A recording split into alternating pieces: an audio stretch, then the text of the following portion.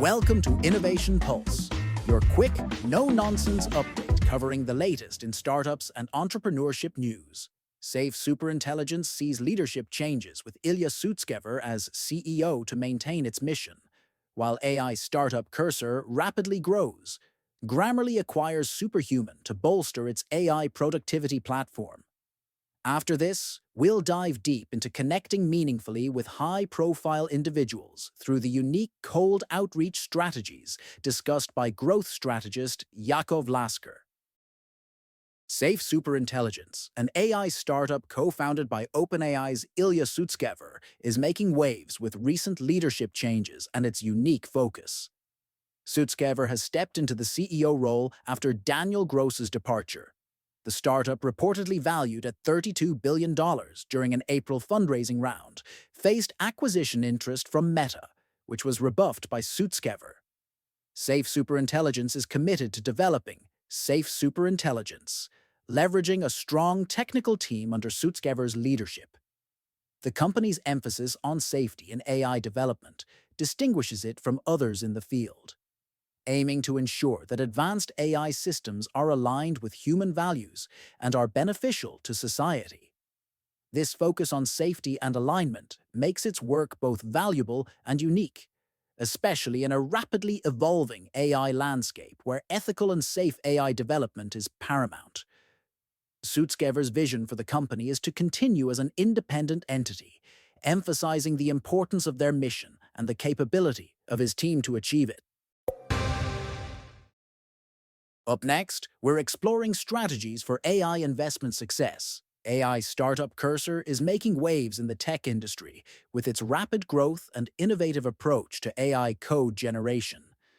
Within just a year of its inception, Cursor has achieved tens of millions in annual recurring revenue and hit a valuation exceeding $1 billion.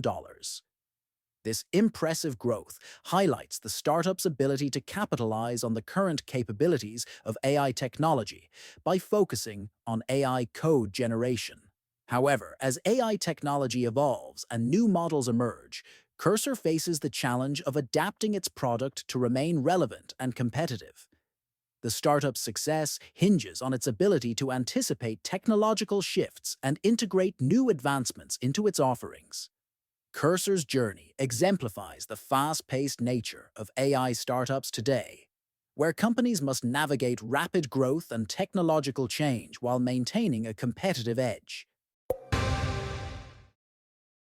Grammarly is acquiring Superhuman, an AI-native email app, to bolster its vision of an AI productivity platform where humans and AI collaborate.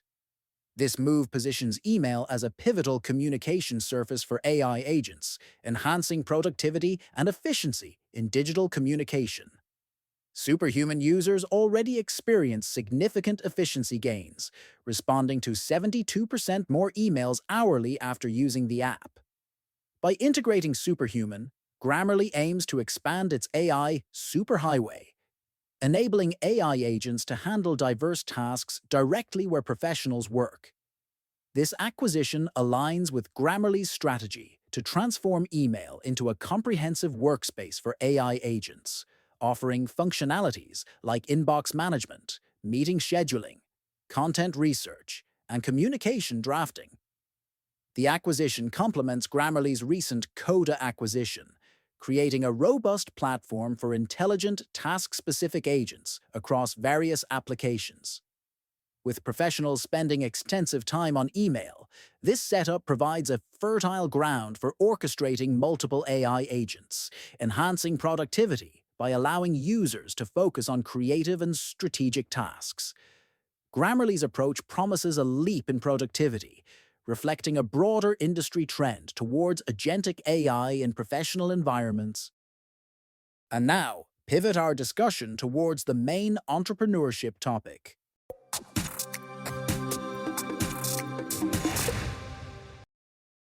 Welcome to Innovation Pulse. I'm Donna, and today I've got someone with me who's going to completely change how you think about cold outreach.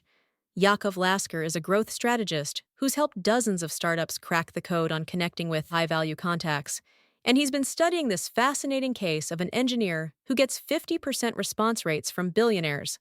Yakov, thanks for joining us. Thanks for having me, Donna. And yeah, when you first told me about this story, I honestly didn't believe it. 50% from billionaires? That's better than most people get from their own industry contacts. Right? So let's dive right into this because I think our listeners are going to be as skeptical as we were initially. Picture this.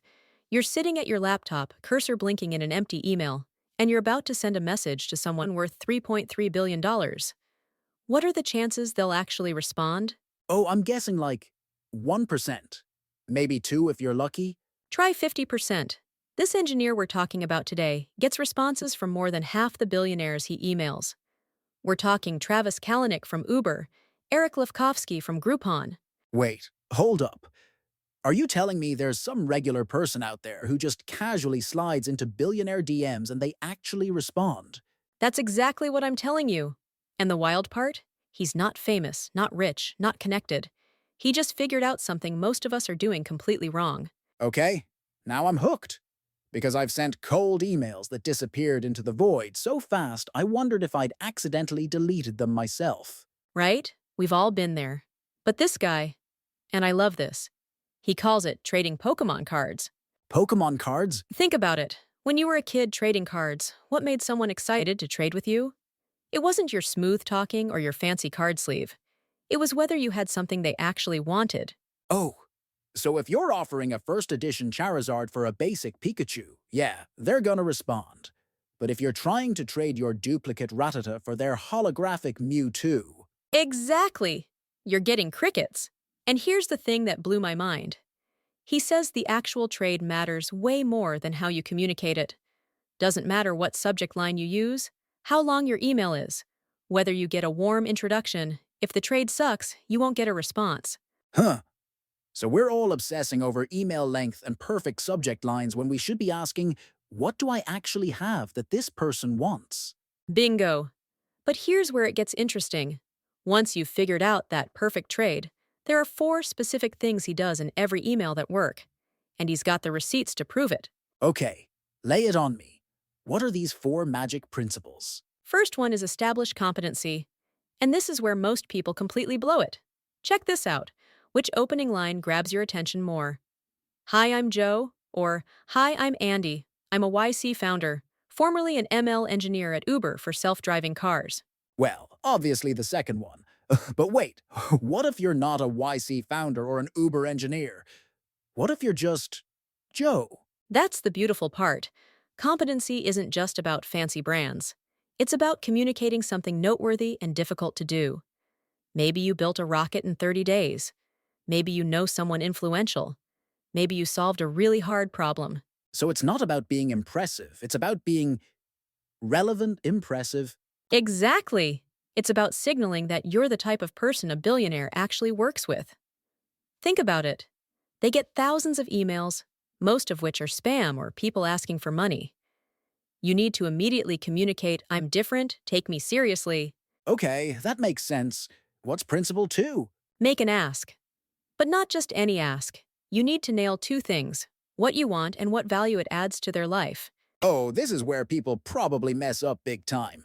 They focus on what they want, but forget the other person completely. Yes!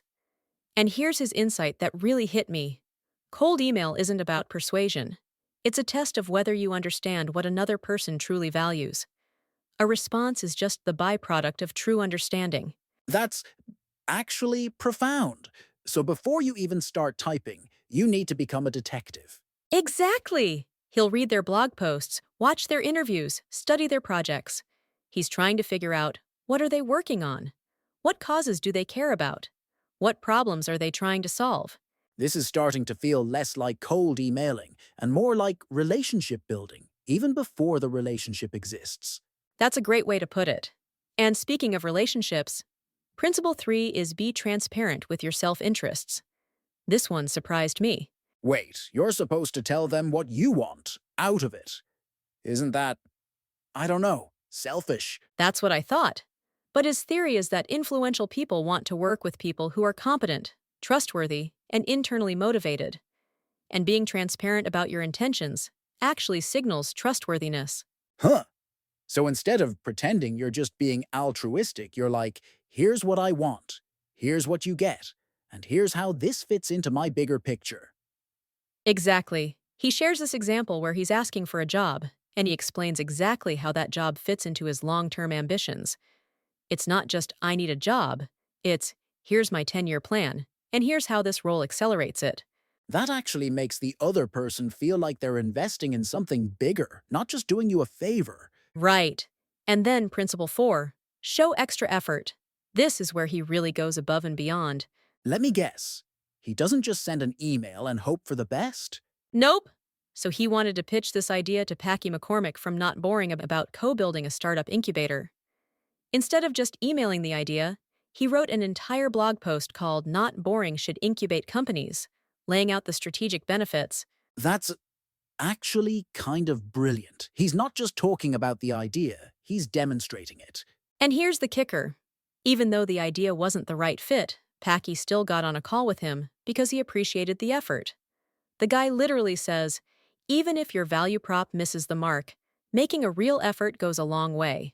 So it's like, you're pre-proving that you're someone who delivers, not just someone who talks. Exactly. You're showing you're willing to give more than you take. You're serious enough to invest time in bringing your idea to life, not just pitching it. Okay, so let me see if I've got this right. You research the heck out of someone to understand what they actually want. You lead with something that proves you're worth their time. You make a clear ask that benefits them. You're honest about what you want out of it. And you do something extra to prove you're serious. That's it. But here's what I love about his approach.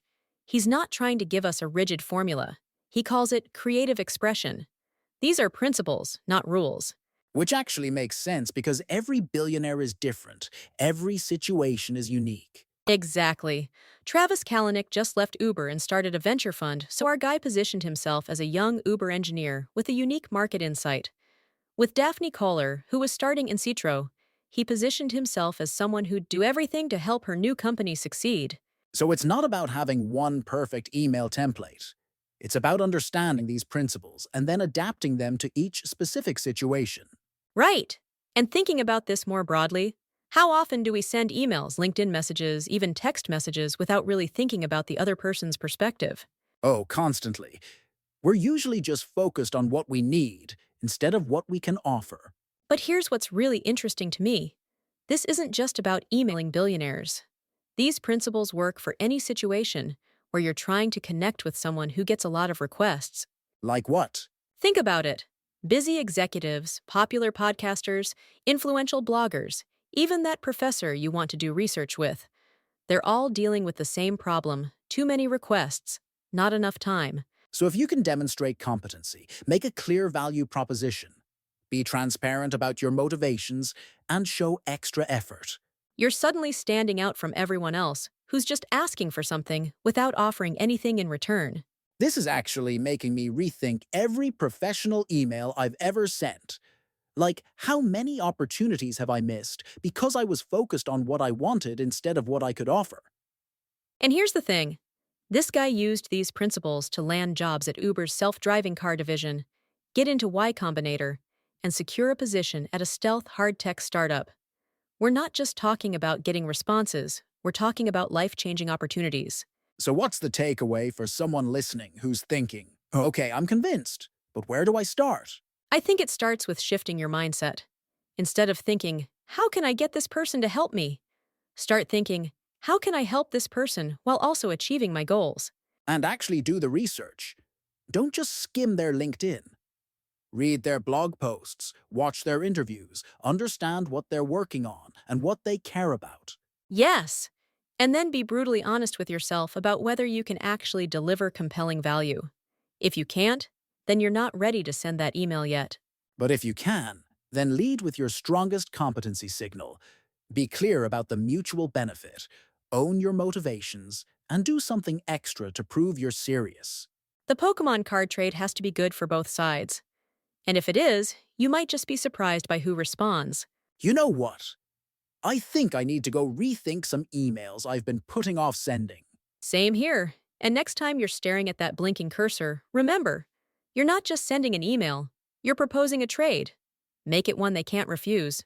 Innovation Pulse, We'll catch you next time with another deep dive into the strategies that actually work.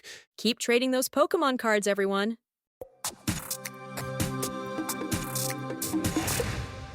And that's a wrap for today's podcast. We explored Safe Superintelligence's leadership shift and mission for Safe AI, the rapid growth of AI startup Cursor, Grammarly's acquisition of Superhuman to boost productivity, and Yakov Lasker's insights on effective outreach strategies. Don't forget to like, subscribe, and share this episode with your friends and colleagues so they can also stay updated on the latest news and gain powerful insights. Stay tuned for more updates.